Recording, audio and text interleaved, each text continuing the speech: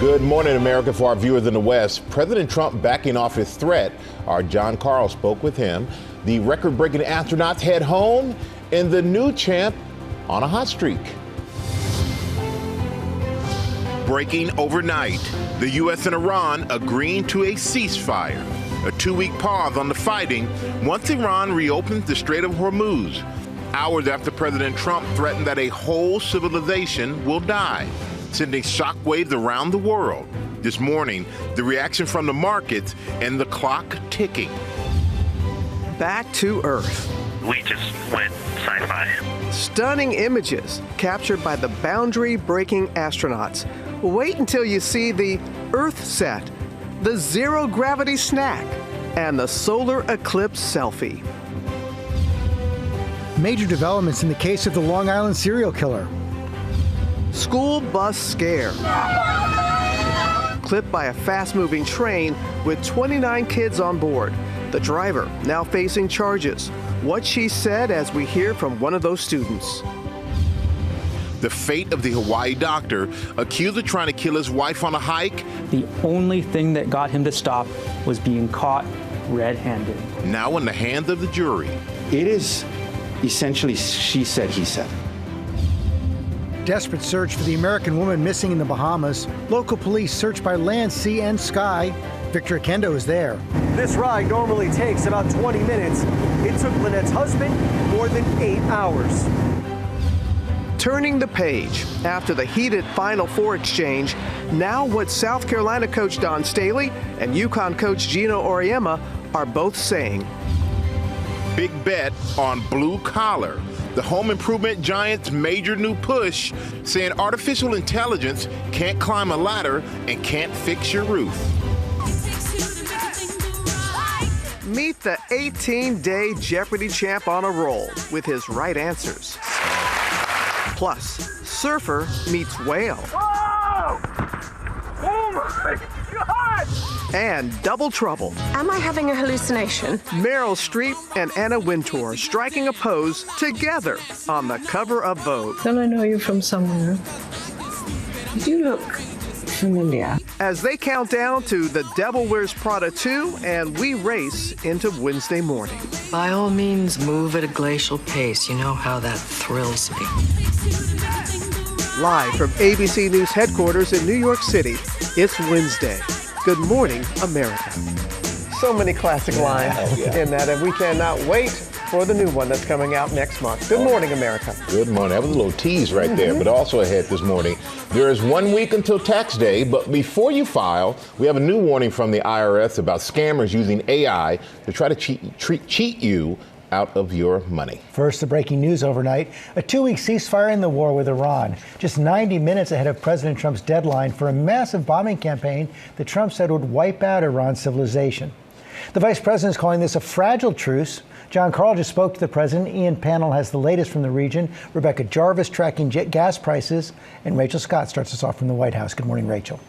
George, good morning to you. And the president is claiming victory this morning after pulling back from his self-imposed threat to destroy all of Iranian civilization. But this ceasefire deal is fragile, and it would only last for 2 weeks, leaving big questions about what comes next.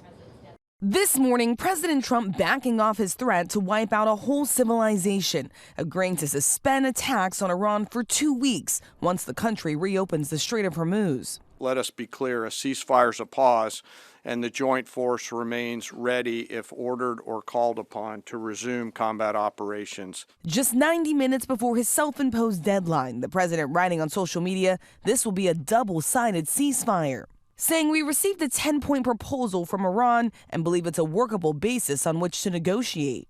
Iran's foreign minister responding, saying their military will allow the massive backup of tankers in the critical strait to pass and finally deliver oil to the rest of the world. The White House says the ceasefire won't go into effect until Iran reopens the strait, and it's unclear when that will happen. The president has been under immense pressure to find an off-ramp in the final hours before his deadline, delivering an ominous warning that a whole civilization will die if Iran does not make a deal. That extraordinary threat sent shockwaves around the world and prompted this rebuke by the first American pope. Attacks on civilian infrastructure is against international law, but that it is also a sign of of the hatred, the division, the destruction that the human being is capable of. Before the deal was reached, Republicans were largely silent on the president's threat, including House Speaker Mike Johnson and Senate Minority Leader John Thune. But a handful of GOP lawmakers did speak out. Alaska Senator Lisa Murkowski saying the president's threat cannot be excused away as an attempt to gain leverage in negotiations with Iran.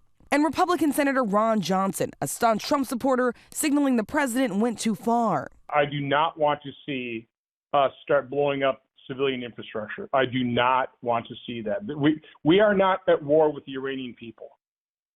You know, we are trying to liberate them. This morning, news of the ceasefire being greeted with cautious optimism. But Democrats argue it's not enough. Well, a 2-week ceasefire is insufficient. We need a permanent end to Donald Trump's reckless war of choice.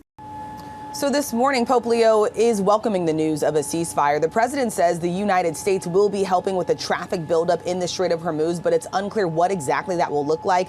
And just moments ago, the vice president speaking, saying that the ceasefire deal is in fact fragile as those negotiations continue, Robin. All right, Rachel, our thanks to you. We have the latest on the ground now from the Middle East. Let's go to our chief foreign correspondent, Ian Pannell, who's there in Tel Aviv. Good morning to you, Ian.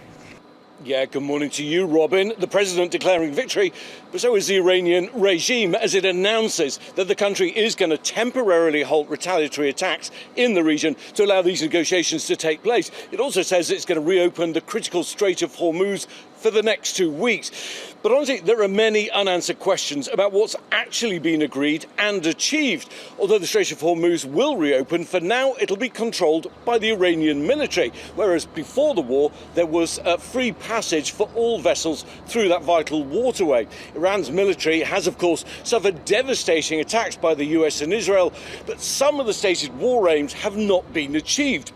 For example, the regime remains firmly in control of the country, and it's saying it retains the right to enrich uranium, which of course was one of the reasons for starting the war in the first place.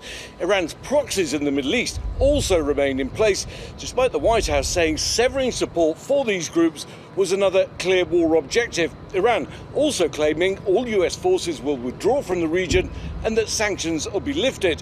But the Trump administration hasn't mentioned either of these things. This morning, Israel's Prime Minister also agreeing to the temporary truce, but saying the war against Iran's Lebanese proxy Hezbollah continues, issuing new evacuation orders to residents in the south of the country. So I think there are a lot of blank spaces to fill in, with significant differences between US and Iranian demands, and Pakistan now inviting both countries for talks on Friday.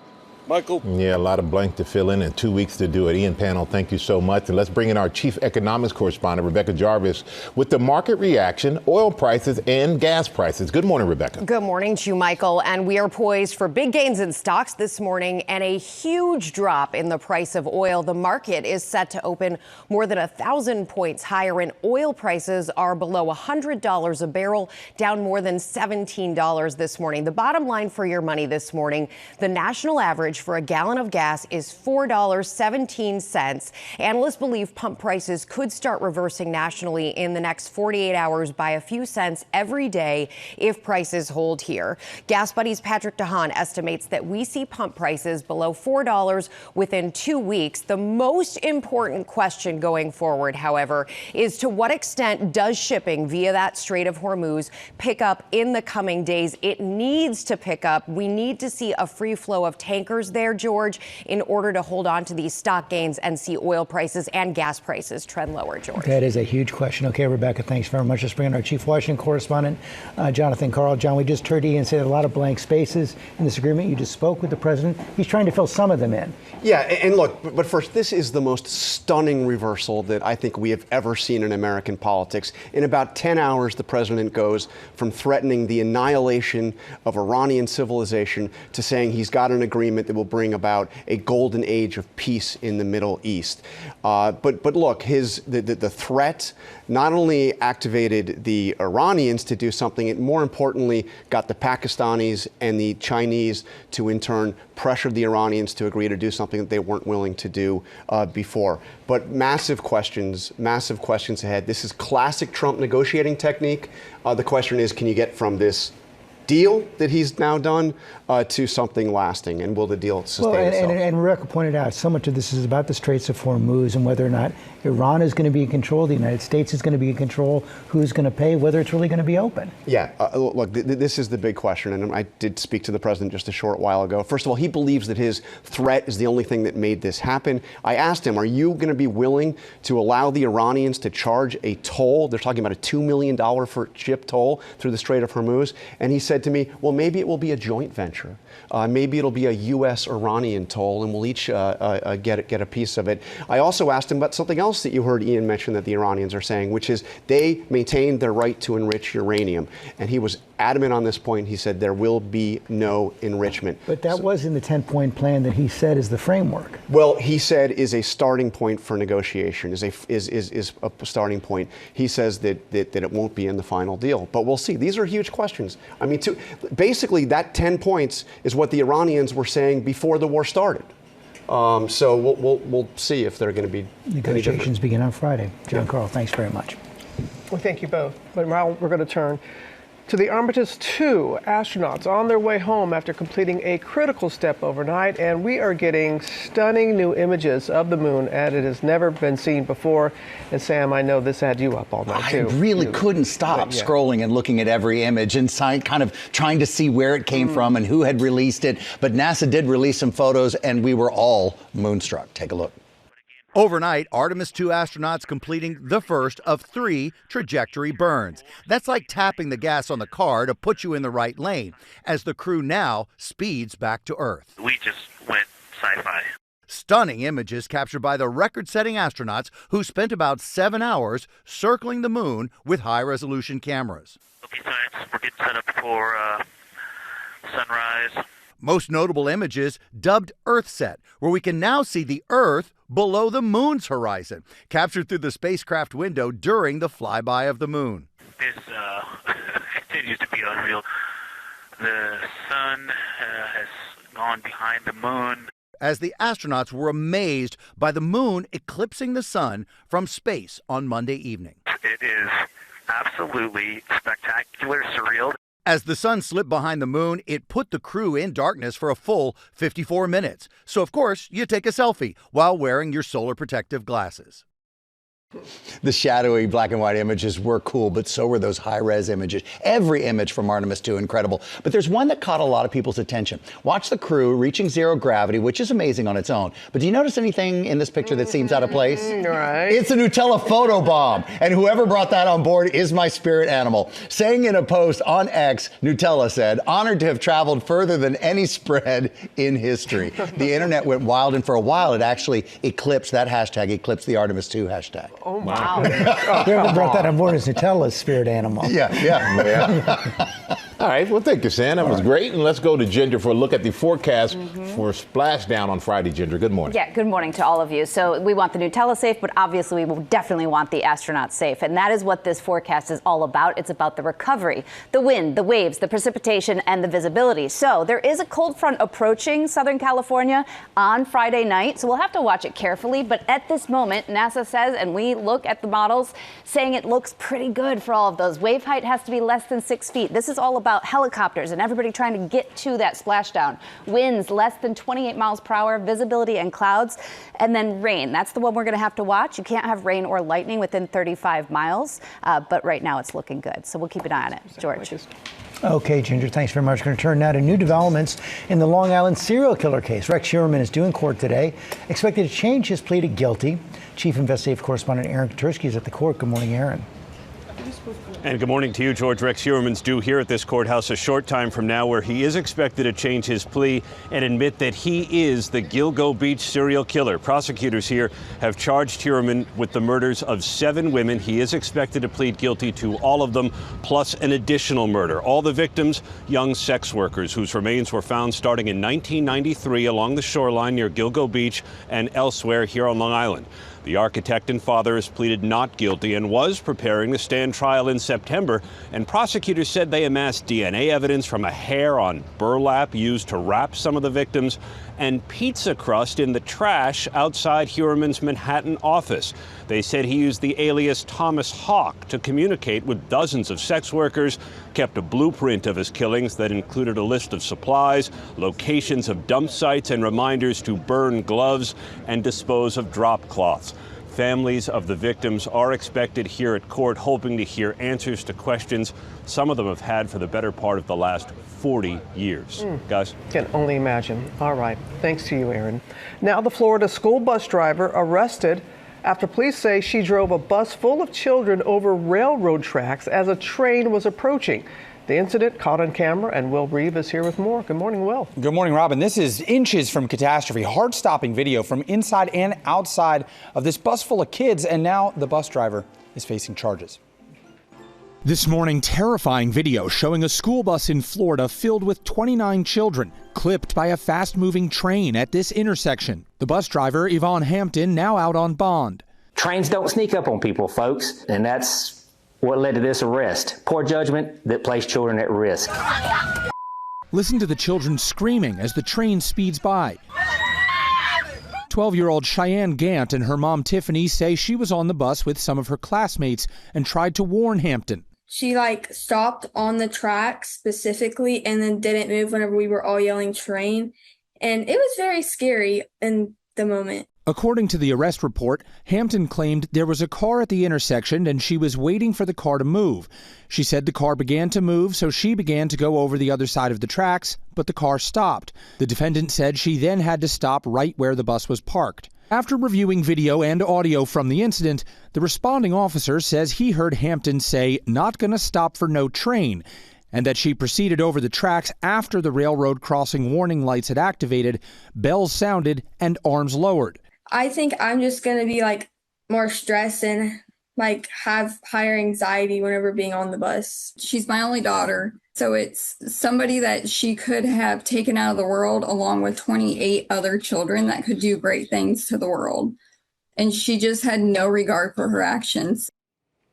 And the bus driver was charged with 29 counts of child neglect without great bodily harm, 1 count of culpable negligence, and 1 count of reckless driving. What a scary scene, Michael. Yeah, extremely scary. I'm glad they're okay, Will. Thank you. I'm going to turn now to the latest after that heated Final Four exchange between South Carolina coach Dawn Staley and UConn's Gino Auriemma. Rhiannon Alley is here with what Staley and Auriemma are now saying.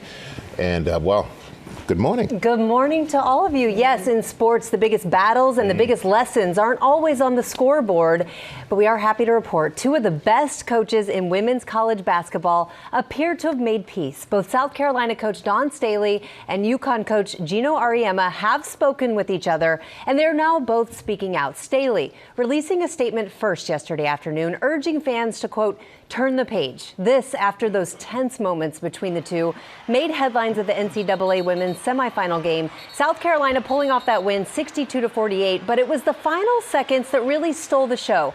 Auriemma visibly frustrated, confronting Staley on the court. The two exchanging words in a heated moment. It had to be broken up. Auriemma later issued an apology, but he did not name Staley directly, saying his behavior was uncalled for. Critics slamming Auriemma, calling it a distraction from South Carolina's big win. But now a big shift. In a statement released Tuesday, Staley saying she spoke with the UConn coach and has a lot of respect for him, reminding everyone that one moment shouldn't overshadow Auriemma's impact on the game, and saying it is time to close the chapter on the end of that game. Now, Auriemma also weighed in last night, saying Dawn and her team deserved to win. They deserved better from me. He said they have agreed to move on and shift the focus back to the growth in women's basketball. The game deserves it. He also said, I've lost more Final Four games than any coach, but Friday I lost something more important. I lost myself. It is a classy close to one of the most dramatic storylines of this year's tournament, and I think this is the apology basketball fans wanted to see from Auriemma to Staley. Yeah. Right. Yeah. But I also appreciate how Dawn, when she was asked about this after the game on Sunday, she said, not talk about it. Let UCLA have their moment. Yep. And I'm glad that UCLA was able to have their moment and then now turn the page with this. Very classic by Dawn. Yeah. That. All right, thank you so much, Rhiannon. Coming up, the fate of the Hawaii doctor accused of trying to kill his wife is now in the hands of the jury, what both sides are said during closing argument. Also, Victor Kendo is in the Bahamas with the latest on the search for the missing American woman. And new at 7:30, new details on the principal shot trying to stop a gunman at a school. We'll be right back on this. What is it, Robin? You say it. You say it. Come on. Hump day. And no one says it better. He had it coming. He had it coming. He only had himself to blame. Back here in GMA with Whitney Leavitt and Mark Ballas performing the Cell Block Tango on Dance with the Stars. And now the partners have come full circle, taking those moves to Broadway as they star in Chicago, the musical, together. We went backstage with them to talk all about it. Got an inside look. That is in our next We're hour. going to be good at that. Mm-hmm. Yeah. Mm-hmm. Let's go to Will with the headlines. All right, guys, hello again. We begin at 7:30 with the American journalist kidnapped in Baghdad freed. Shelley Kittleson was taken by an Iran-backed group in broad daylight on March 31st. She's been released, but she's still in Iraq, while Secretary of State Marco Rubio says the State Department is working to get her home. President Trump's choice to replace Marjorie Taylor Greene has won. Republican Clay Fuller winning the special election in Georgia to fill the House seat Greene gave up when she resigned in January. Fuller thanking President Trump for paving the way for his runoff win. And in Wisconsin's Supreme Court race, Judge Chris Taylor claiming victory overnight after a campaign focused on abortion rights, cementing a liberal majority on the court there until at least 2030. And the principal shot trying to stop a gunman at his school is recovering. You see him there. Officials in Oklahoma say Kirk Moore and other staff at Pauls Valley High School saved lives. Investigators say the suspect is a 20-year-old former student identified as Victor Hawkins. He's now in custody. The shooter fired multiple rounds, but thankfully no students were hurt. And artificial intelligence can't climb a ladder and can't fix your roof. That's what home improvement chain Lowe's is saying as it invests $250 million to train carpenters, electricians, and plumbers.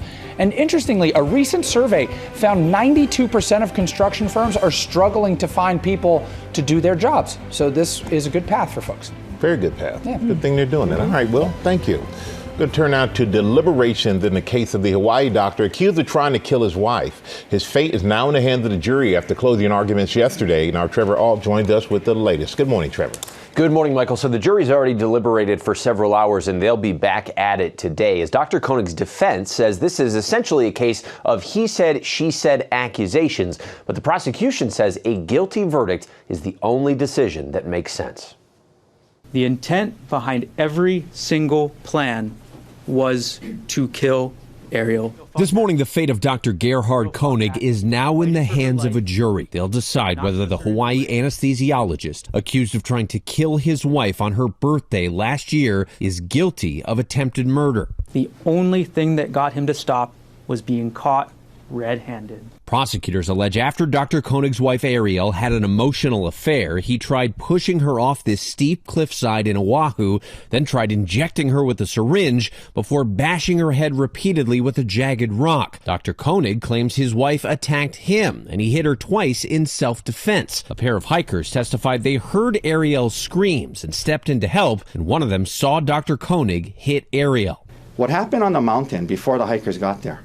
It is essentially she said, he said. 7 women and 5 men are now deliberating over a verdict. They'll consider the evidence from nearly 3 weeks of testimony, including from Ariel. I'm saying, what the are you doing? Get off me. And he's saying, like, you're done. If Gerhard Koenig's convicted of attempted second-degree murder, he could get life in prison.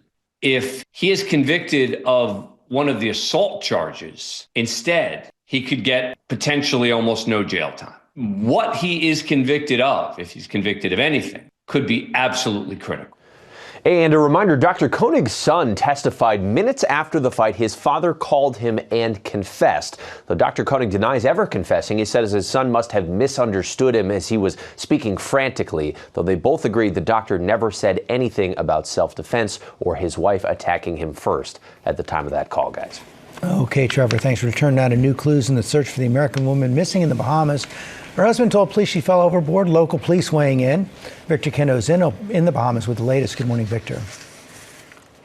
Good morning, George. This search now entering its 4th day. Teams have been pouring over this entire area by air, land, and sea, deploying drones and divers. Still no sign of Lynette Hooker. This morning, new details about the desperate search for missing American Lynette Hooker. Her husband, Brian Hooker, telling authorities his 55-year-old wife vanished at sea in the Bahamas, falling overboard Saturday night.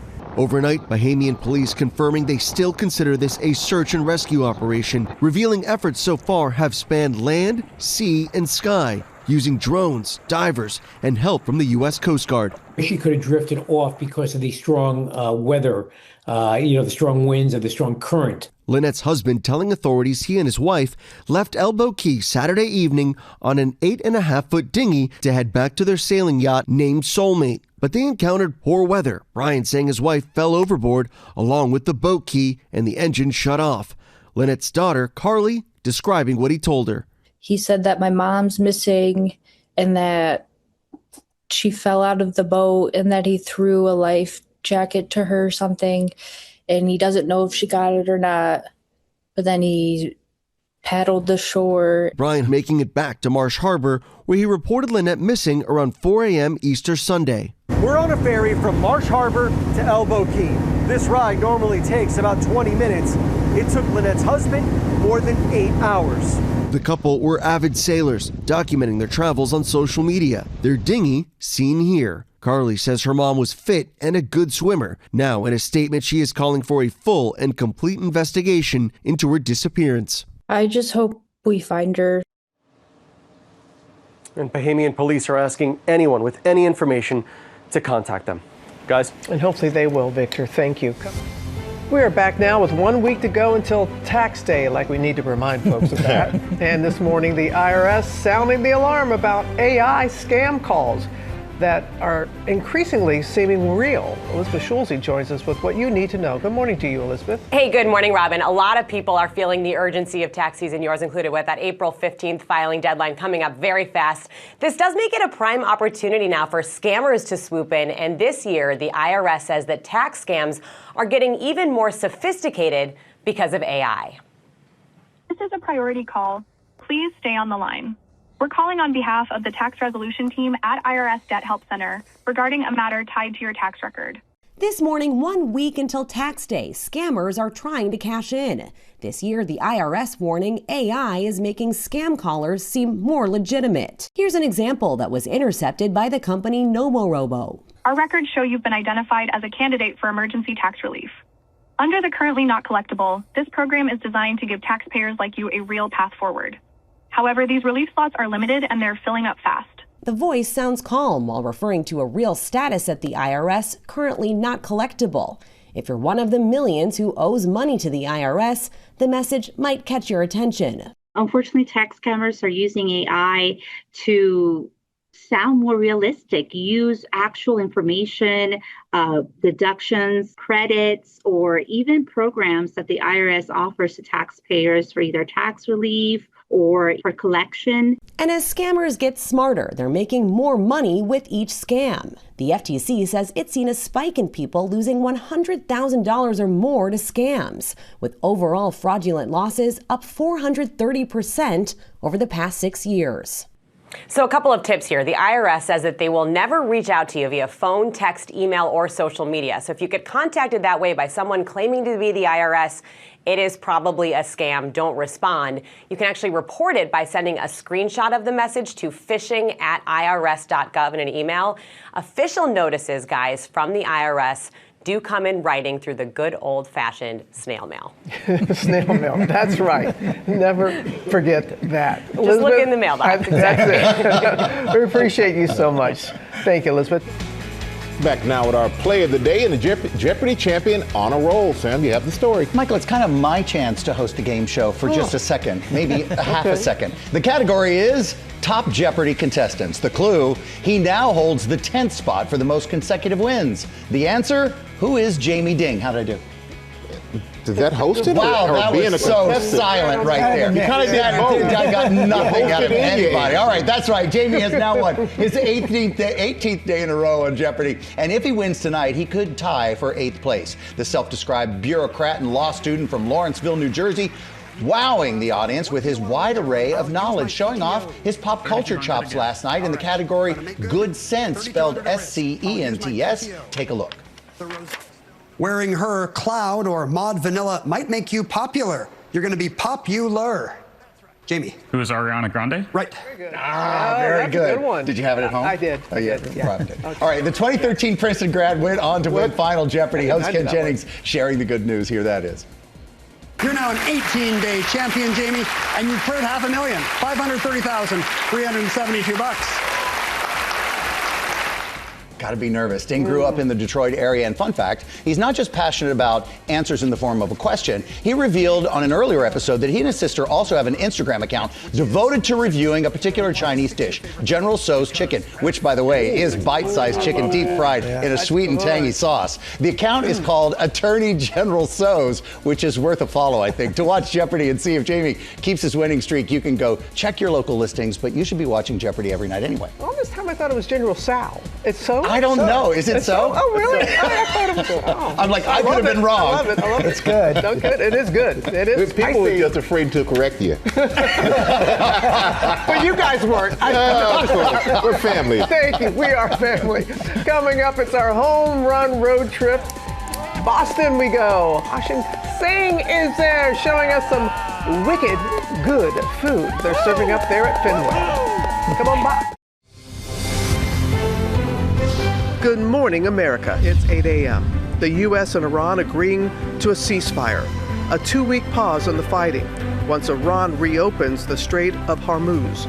Hours after President Trump threatened that a whole civilization will die, sending shockwaves around the world. Major airlines' big hike, the latest to raise baggage prices, and what you need to know ahead of your next flight. Meryl Streep and Anna Wintour on the cover of Vogue. I can't help but feel we have met before. Maybe you've seen my work.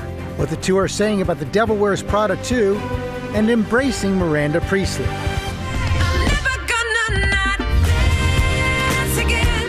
And from the Dancing with the Stars ballroom to the razzle dazzle of Broadway. Here we are. Here we are. Whitney Leavitt and Mark Ballas reunite, taking the stage together in Chicago. And they're taking us backstage, as they say. Good morning, America. Live from ABC News headquarters in New York City, it's Wednesday. Good morning, America. I see you, Mike. I'm side-eyeing you. I see you. You're getting your groove on. Good morning, America. Our home run road trip. Stopping in Boston this morning. We're talking lobster. Lobster poutine. Monster, not monster. Monster fries. Ashan Singh is there at Fenway. There's some good friends there in Boston. Good morning, yeah. We have the latest on the Army Staff Sergeant's wife who was detained by ICE. But first, a look at the top stories breaking at 8, starting with the breaking news overnight. A 2-week ceasefire in the war with Iran, just 90 minutes ahead of President Trump's deadline for a massive bombing campaign that the president said would have wiped out Iran's civilization. Let's go back to Rachel Scott at the White House. Good morning again, Rachel. Michael, good morning to you. And this morning, President Trump is claiming victory after pulling back from his self-imposed deadline to wipe out all of Iran's civilization. The president posting on social media that this is a double-sided ceasefire, saying we have received a 10-point proposal from Iran and believe it's a workable basis on which to negotiate. Iran's foreign minister responding, saying their military will allow the massive backup of tankers in that critical Strait of Hormuz to pass and finally deliver oil to the rest of the world. Now, there are some big questions ahead. The White House says the ceasefire will not go into effect until Iran reopens the strait.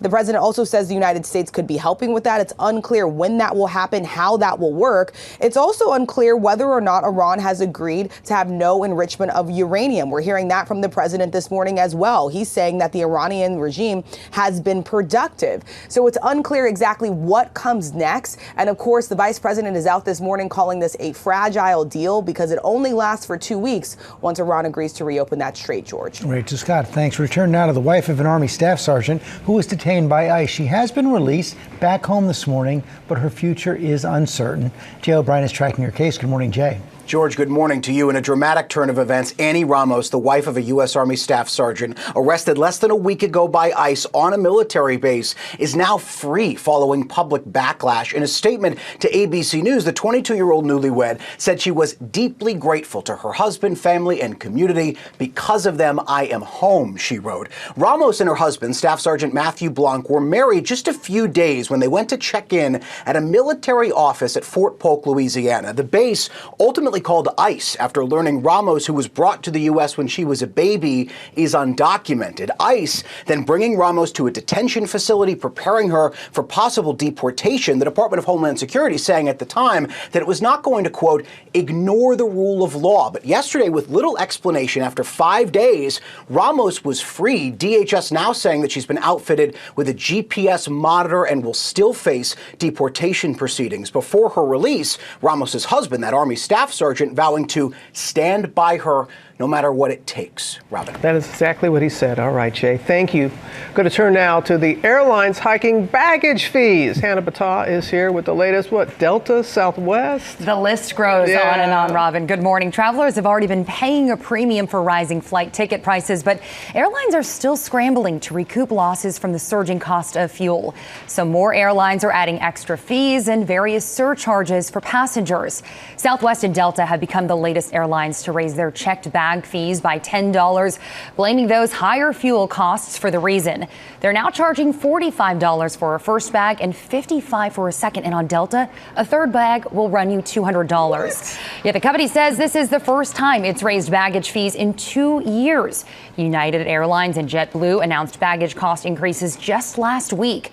Jet fuel is the second biggest expense for airlines, and with the war in Iran, jet fuel prices have skyrocketed, doubling since the beginning of the year. So for $200, does my baggage have a seat on the plane? I mean, you would think, right? But it is confusing because you do hear they're having record years and it's making record profits, but then they keep charging more prices. I guess that's how you keep making record profits. Yeah. All right. Wow. You got us talking. Right. I appreciate I'll it. sell you my second bag for $50. There we go. Problem solved. I like the way you think.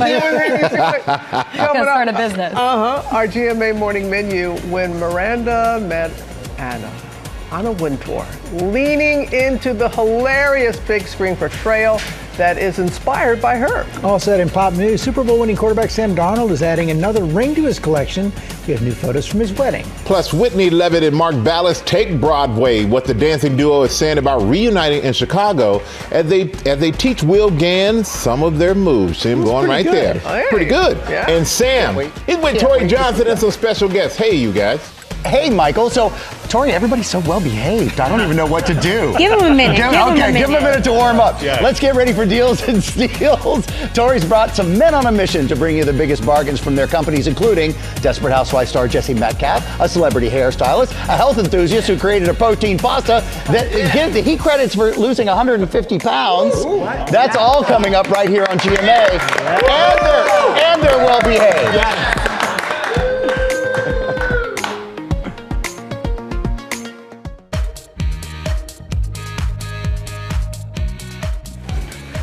Don't encourage him, George. Don't encourage him. We're back now with our GMA cover story.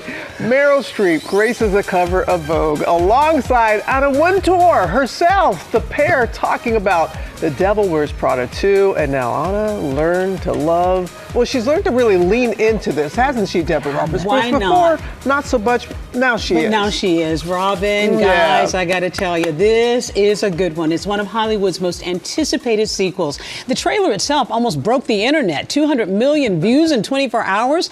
After 2 decades, the unforgettable and often quoted cast from The Devil Wears Prada, Cerulean Blue, anyone? Has been reunited. So gird your loins because the chic and frosty Miranda is back, sparking so much glee in the fashion world that even Anna herself, for the first time, sat for the cover of her American Vogue magazine.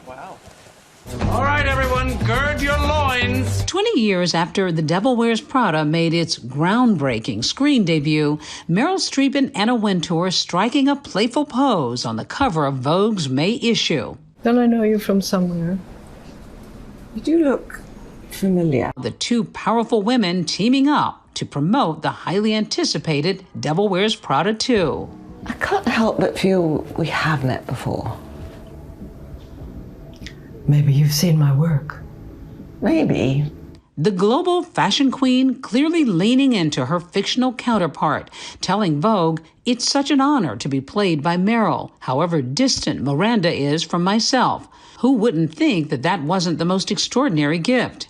And I think it was also her understanding that, the film was not going to go away. And to me, it was a real understanding of public relations and public image and taking control of a narrative in the best way that you can. Cool shoes. Nice boots. In an interview with The New Yorker last year, Wintour opening up about her reaction to the first film. I think that the fashion industry were very sweetly concerned for me about the film, that it was going to paint me in some kind of difficult light. Then I went to see the film, and I found it highly enjoyable. And in the end, I thought it was a fair shot. When rumors bubbled up about a sequel, Wintour says she called Streep directly, telling Vogue, "I knew she would tell me if it was going to be all right. She read the script, she called me back and said, 'Anna, I think it's going to be all right.' She told me very little about what happens in the film, but I trusted her implicitly." People really love the film. Leaning into it really helps to elevate the company that she represents. And Emily? Yes?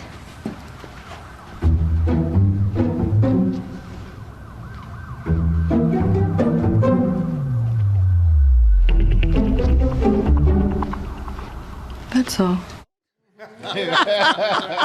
Oh, I love that line. The film opens on May 1st, the weekend before the Met Gala, all but guaranteeing a buzzy weekend, which means it most certainly will not move at a glacial pace. The new collab between Meryl and Anna creating even more excitement. We're told that Anna was reluctant, guys, to pose and to be a part of this, but she was talked into it by Meryl, and you can see they're having a great time. They are. Glad she was. Yeah. I cannot wait for this movie. Yeah, me either. I think you got every classic line in. You expected it from me, I right? did. Absolutely. You always deliver, Deborah Roberts. How about a little pop news? And I never get tired of hearing them. Like, they work every time. All right. Oh, what's that? We all know Celine Dion sang the magical words, "There were nights when the wind was so cold," which is appropriate for New York this morning. But right now, we're being comforted by the warm breeze of good news from the superstar. Just 1 week after revealing her big comeback to the City of Light, Celine has revealed that she's adding even more dates, guys, to her 5 weeks of concerts. Yes, we now have a chance. It's all happening in Paris this fall. Dion posting on Instagram that because of the overwhelming demand, I don't know, I just feel like I should be standing up straight for this song, right? 6 additional dates have been added on consecutive Fridays throughout September and October. It's been 4 years since Celine took a step back from the spotlight to focus on her health and her stiff person syndrome diagnosis. She announced her comeback as a gift to her fans on her 58th birthday. We will see her back on stage starting September 12th. Pre-sale for those tickets is happening right now through Thursday, with the general sale kicking off this Friday. We saw her in Las Vegas. Let's get our passports. Let's go. You ready?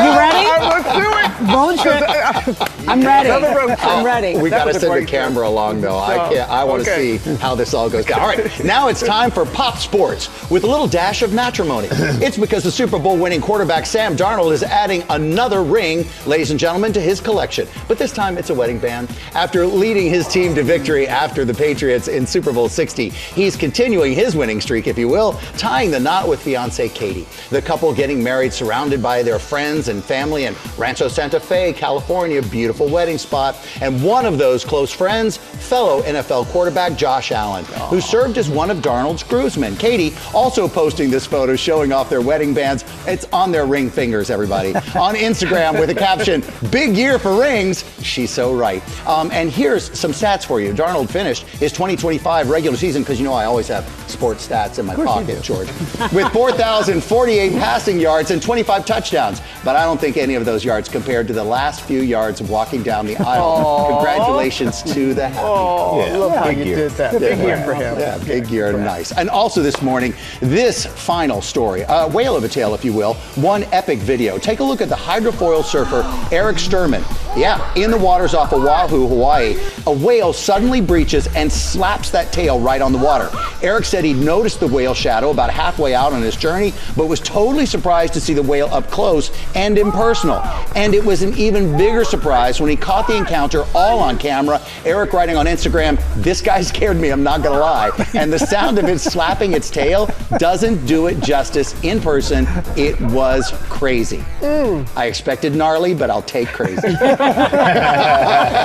I think I would have fallen off that board. He didn't miss a beat. That was great, though. Very, very cool experience there. All right, Sam, thank you very much. Now to Mark Ballas and Whitney Leavitt's Broadway reunion. The Dancing with the Stars partners are now taking the stage together in Chicago. And Will Gans went backstage with them. Good morning, Will. Good morning, Michael. He is the three-time Mirror Ball champion. She is the social media superstar and pot stirrer on The Secret Lives of Mormon Wives. Together, they placed 6th on Dancing with the Stars after some of the highest scores of the season, and now they're reunited in Chicago on Broadway, giving them the old razzle-dazzle 8 times a week. What happens in the ballroom doesn't always stay there.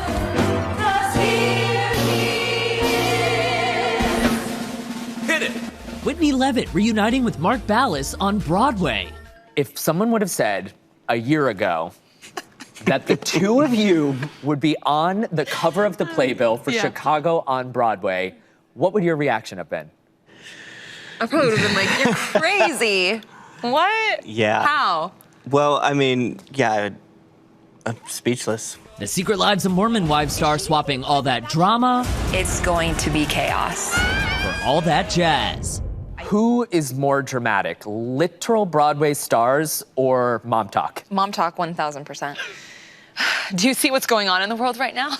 And leading Chicago to its highest grossing week in the show's 30-year history, playing Roxy Hart. She's very sassy. I'd say sassy, impulsive, and always just like learning. What do you and Roxy have in common? Every single one of those things.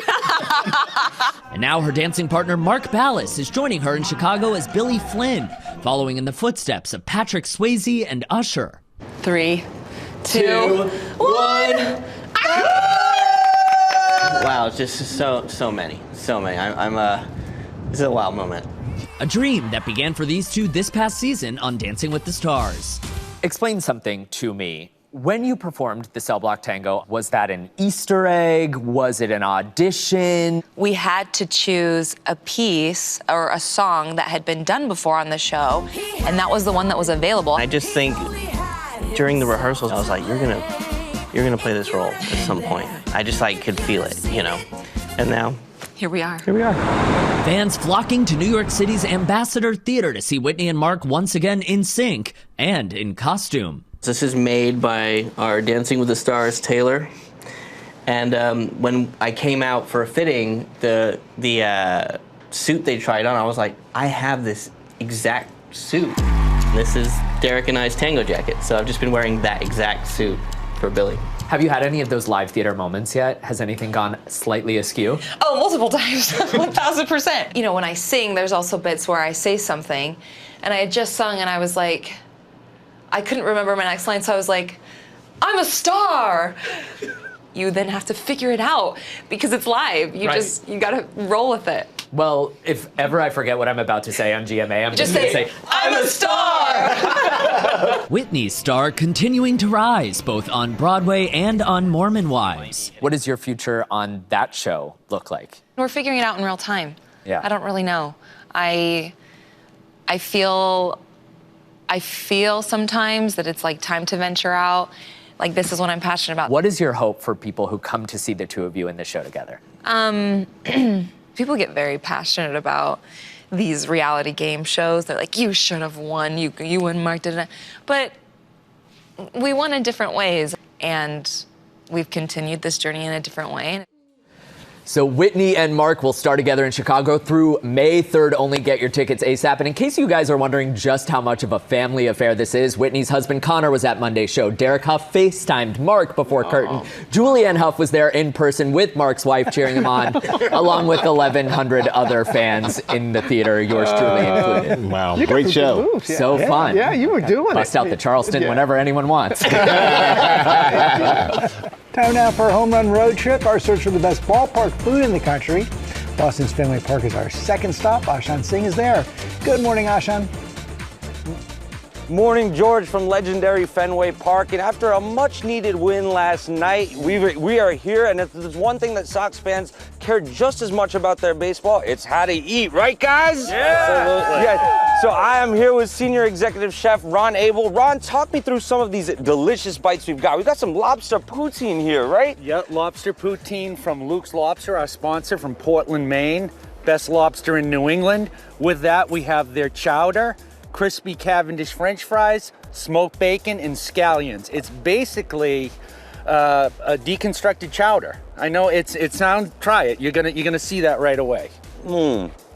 Yeah, good. Oh yeah, that's amazing. You like that?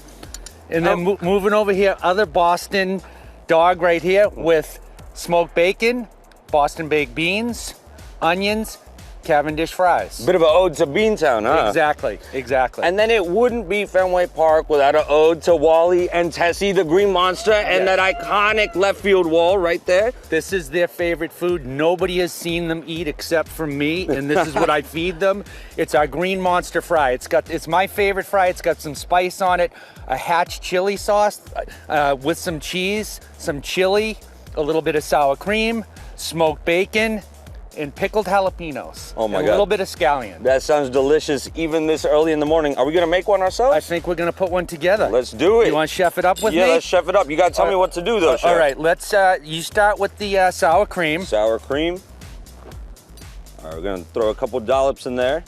I'm gonna spice it up with some pickled jalapeno, cut through some of that cheese and that sour cream. Oh.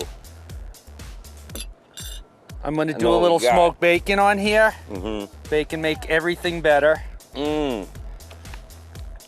And I'm gonna let you put the spring onions on top of it. All right, I'm gonna give it a little freshness. Yeah, a little bit of green for Wally and Tessie, right guys? That's awesome, and I'm gonna dig in if that's all right with you. Yeah, I'm gonna join you. Let's do it. I think you want to eat out of there, or I got a little side plate here for you. Got a side plate, please. Grab your fork.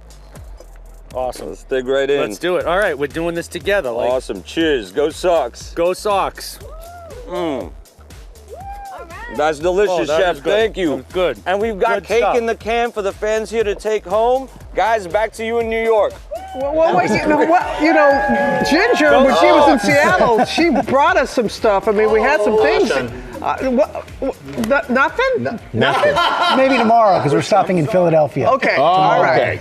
Deals and Steals is next. Yeah.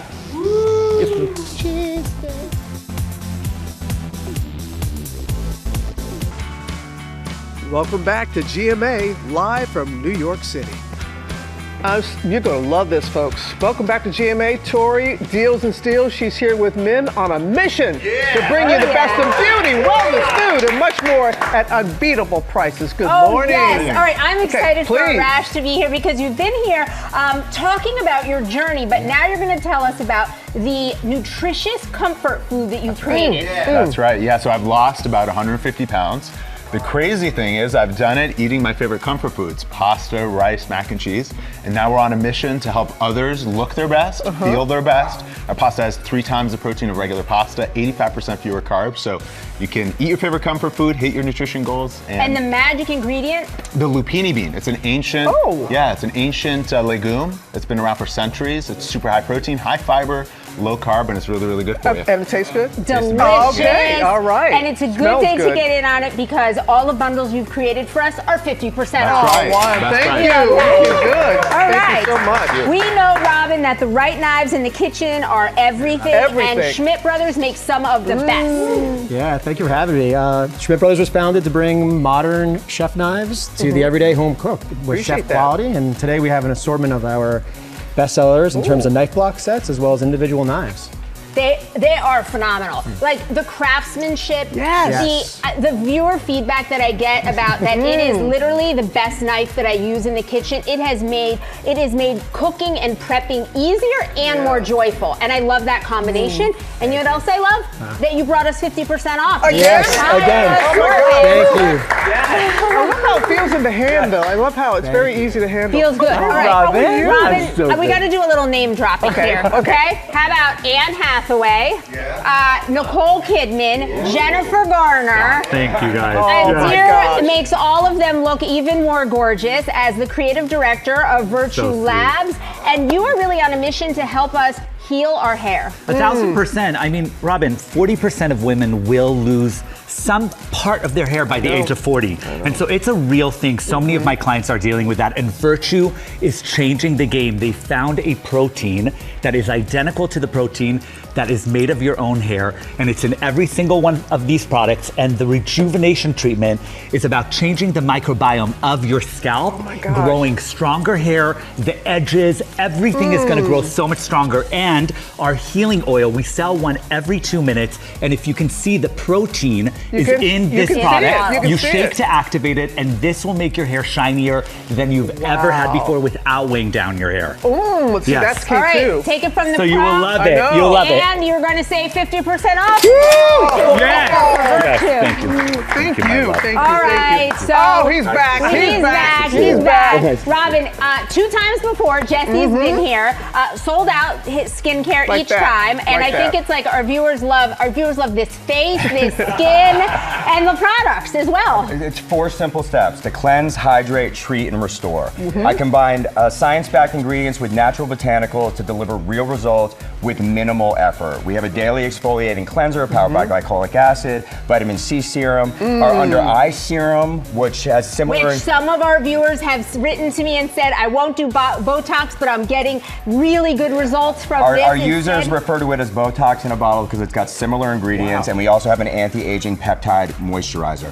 You use this simple program, you will see better skin. Like this? I know, we about look to like say. this? I know. And Jesse's hooked us up because you guys on Neutral Skin are getting 50% off plus free shipping. You really hooked us up every Free time, shipping. Jesse. All right, Oh, Clayton's been here what's too. here? What's going And on you know here? what? Innovative pain relief tools from Chirp. Robin, relief is here. We have our back rollers for back and neck pain. These are gonna dig in deep, get those knots out of working here all day, right? You can pop this one behind your neck, hit those suboccipital trigger points right there. This is a softer, wider wheel to really get into the bigger muscles, and this is my favorite. Give her a little treat. This is our powered rolling mini massager, upper body, neck. There you go. Relief is here. Yeah. Does that feel good? You can do it on other muscle groups, upper body, and get on your legs as well. Michael So wherever you was want to using go. this all during a commercial break. You always bring us the best. These products are phenomenal, and everything from Chirp is 50% off. Oh my gosh! happy Thank rolling. you. We'll see Thank ya. you. Thank you. And then, Robin, That feels so another good. GMA favorite. You guys are really on a mission to reimagine the way that we think and treat hearing loss. Absolutely. We invented the Atom Pro 2, which is a hearing aid that's available over the counter without a prescription, without a hearing test, without a doctor's visit. That means you can pick up a rechargeable hearing aid, put it in your ear. It's small, comfortable, nearly invisible, and you can change your life or the life of someone you love. And that's the feedback that I get from viewers emailing saying, I've tried really hard to get my father, my brother, my son, my uncle, my mom, and they're so resistant. And so I bought the deal. They literally look like, AirPods. Like someone doesn't even know what they're putting in their ear. And suddenly to have the joy of better hearing. Absolutely. I know, it's priceless. Life-changing. Life-changing. Life-changing. And it's a good day to try these because 50% off plus on this deal, free shipping. Thank you, gentlemen. Thank you, one and all. We have partnered with these fantastic companies and these great products. You can get them at gmadeals.com. That QR code that's right there on your screen takes you right there. And Tori, you're going to be back tomorrow. Got some more deals and steals. Spring fun. Oh, yeah. Spring fun coming yeah. up. All right. We are shining the spotlight on adoption and foster care with one family. It's got a whole lot of love to share, plenty of heart. We're going to tell you about it when we come back. Thank you again, gentlemen. Wonderful. Awesome. We're back now on GMA with our new series, Finding Forever. The Department of Health and Human Services estimates that over 500,000 children are being served by the foster care system in a single year. And we're taking you inside the adoption and foster care process, starting with one organization that's all about heart. This is 16-year-old Ariel, and this is 10-year-old Joshua. This may look like your typical family photo gallery, but these children are waiting to be adopted. It's called the Heart Gallery, and it was created by Christy Irwin and the Project Zero organization in Arkansas. For years, people didn't know which kids were waiting, who they were, what they looked like, what part of the state they were in, any of that kind of thing. The Heart Gallery is a way for us to capture that and help people see who these kids are and what they need. They want to find homes for kids like Trey Brown, who entered foster care when he was 12. I was feeling very scared, was probably the biggest emotion, not knowing what was going to happen next. I was a little bit sad because of the situation it is. My biggest hope was just find a forever home, find somebody to call a family. It was during this time that he was approached by the Heart Gallery to highlight his story. When I heard what it was, I felt nervous. It was one of those things that it's meant to give you hope, but it don't necessarily always work like that. So I didn't know what I really expected from it. He took the chance, sharing more about himself and the family he was looking for. It made me feel like I could be heard, if that makes sense, because in some situations you kind of feel like you don't really have a voice. So when you get a chance like that to explain yourself and voice your own thoughts and opinions, it gives you some type of hope. After months of waiting, he got the call. A family was interested in getting to know him. I was in the shelter, normal day, and the director he told me to put on some nice clothes, and I was going to have a meeting here soon. High school basketball coach Jeremy Brown and his wife Rachel had just welcomed a baby boy when they began discussing adopting Trey. We felt like, from even his video too, of what he wanted and needed in a family, we felt like we could provide that for him. We were just all in. It really was one of those things where we didn't know we were missing a family member until he came into our life. The Brown story is just one of hundreds of happy endings that have been made possible by the Heart Gallery. I hope we find ourselves with more families waiting to adopt than children waiting to be adopted. I hope and pray that every single child on our watch, every child that we are fighting for, finds the right forever family. Trey is graduating high school and plans to pursue a degree in business, a goal that now feels possible. Everyone wants a forever family. Everyone wants the honor to get to say they found a family. They've been chosen by a family. Yeah. What a great story. Yeah, forever family, and everybody wants to be loved. All right. It is time for a GMA book club pick for April. It's Carol Claire Burke's Yesteryear. Juju Chang spoke with her. Good morning, Juju. Hey, George. Yesteryear is a psychological thriller, and it dives into the debate over trad wives or traditional wives, who make their own butter and never complain, that kind of thing. But the gripping novel flips that idea upside down. It looks at all women and asks how much of what we present is real and how much of it is performance. Natalie Heller-Mills seemingly has it all. My name is Natalie Heller-Mills, and I was perfect at being alive. The fictional trad wife, short for traditional wife, influencer, showcasing her family's back-to-basics lifestyle on a ranch for her 8 million followers, until one morning. I woke up in a life that isn't mine in 1855, and I don't know how to get back. In her sensational debut novel, Yesteryear, author Carol Claire Burke transports her main character, Natalie, to the pioneer time period she's made millions of dollars portraying on social media. It's a brutal reality she wakes up to. It is. It's, mid-1800s. There is no electricity. There are none of the amenities that she has grown accustomed to, and it grows old very quickly to her. Your book is genre-defying in many ways, but if you were to pick one or two, how would you categorize it? It's hard to describe. I think that the closest I get is it's a psychological thriller with social commentary, similar to The Stepford Wives or even American Psycho. I understand that the origin story of the book started with you going kind of down a TikTok rabbit hole and posting TikToks yourself about this whole idea of trad wife influencers. Yeah, it was the winter of 2024, and I downloaded TikTok on a whim, and I found myself engaging in conversations about trad wives through the lens of feminism and media literacy and American politics. It's about the role that the trad wife is playing, so submissive, homemaker. I fell in love with the topic because of how much I related to it. I think so much of womanhood is about performance, regardless of how you view the world, and I related very deeply to the feeling of trying to understand your ambition as a woman. It's in some ways a feminist examination of trad wives, but working career women do not come out unscathed in your book either. Yeah, I think that Yesteryear is in many ways a satire of women everywhere, but I think part of the irony of exploring trad wives is thinking about why they wouldn't want to be a part of the modern world. And so exploring how difficult it is for modern working women was, I think, very important for the novel. After a competitive Hollywood bidding war, Oscar winner Anne Hathaway now set to produce and star as Natalie in the film adaptation. Can't wait to see you at Yesteryear.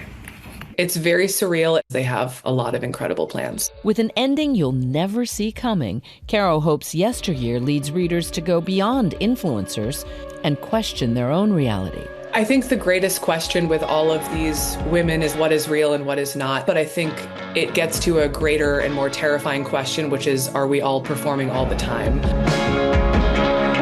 It's basically hard out there for women, guys. The book makes you question your assumptions through very flawed characters who are in extreme situations. And wow, for a debut novel, it's making quite a splash. Book clubs are going to have a field day with this one. And of course, you can follow along with our GMA book club on Instagram.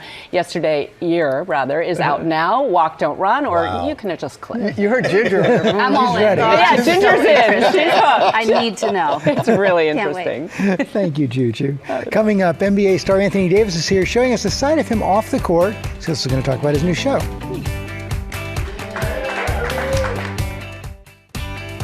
Back now with something fun. 10-time NBA All-Star Anthony Davis is with us, and we usually see him in the Washington Wizards, but we're seeing a whole new side of him on a brand new show called Foul Play with Anthony Davis, pranking some of the most famous athletes in sports, using other really famous people to do it too. Good morning and welcome. When I met you this morning, I was like, oh, this is what 6'10" is like.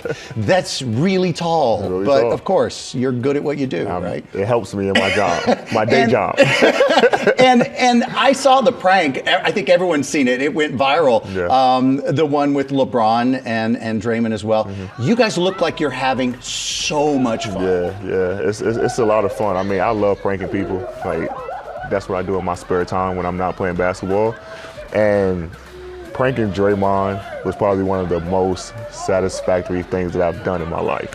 But to see the authentic joy on everybody's face, I mean, you set that up. That has to feel so good. I don't know that I've ever seen LeBron laugh like that. You know what I mean? I mean, the good thing about it and the tough thing about it is that it's live, right? So it's unscripted. So we can't go back and do it again.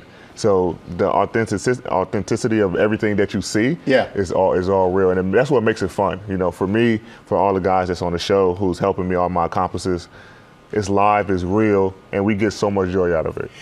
My first question to you was going to be, is this something that you did coming up? Did you always prank? But that went so viral, I had to talk about it first because it was just the first thing I thought of. Yeah. But is it something that you always did? Locker room pranks and pranks on team members and things like that? All the time, family members, my mom. My mom's birthday is April 1st. So I've always, so she got. You heard the whole room go. Yeah. So she got a lot of the pranks, but yeah, I just grew up pranking people. Really got really into it during COVID year. Yeah. And just figured out you know what, I think I want to do this for real, create a show, went on a Practical Jokers, and it just kind of blew up from there. But I love pranking people. I've always pranked people. Just small pranks, nothing too big or too crazy until now. But I started off just small pranks, just, you know, little things, putting fake spiders and jump scares and stuff like that. I was small time back then. Right, but now it's really complicated. Now it's real. And you get these big names to kind of buy into this and set up people that you know, I guess mostly. How do you get everybody to come say, yeah, let's do that? I just ask. I just have a list of names of people that I want to kind of help me out, and from there I ask them, who do you want to prank? Oh. Right? So now they also get that excitement and that joy that we talked about from pranking someone that they want to prank. So I have a list of names that I kind of just I want to see if I can get this person and get this person on the show. And then from there, and why do you want to prank them? And then based off of that, we create the pranks. Got it. They're invested, so it all turns out good. All right, let's set up the clip because I want to set it up right. So this prank and the one we talked about off the top has already gone viral. LeBron James joined you to prank Draymond Green. He's with super agent Rich Paul, who's in on the gag, being asked by some fake business owners for a really big investment. The investment here is $100 million. Take a look. Are you for real? Am I for real about what?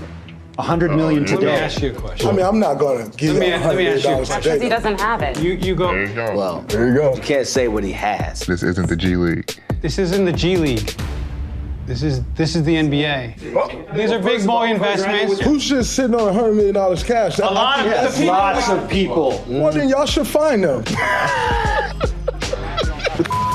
Right here. Hey, you just got played, dog. I love every bit of that, just the genuine joy of it. Yeah. So, you know, I actually know two pretty famous people, Michael Strahan and Robin Roberts. And if you, when you're planning your show, need some prank ideas. But now we just told them that. Oh, that doesn't work. See, It doesn't work. I totally was trying to set it up. Thank you so much, and good luck with the show. It is truly just like heartfelt, wonderfully funny. I love everything about it, and it was a joy to meet you as well. And everybody can watch it every Monday on TBS, 9 p.m. Eastern. Check it out. We have 16 episodes, 32 pranks. It's going to be great. Yeah, and every one of them will go viral. You can see Foul Play with Anthony Davis on He Monday. can close it out. On TBS, we'll be right back. Not my first rodeo. So long, everyone.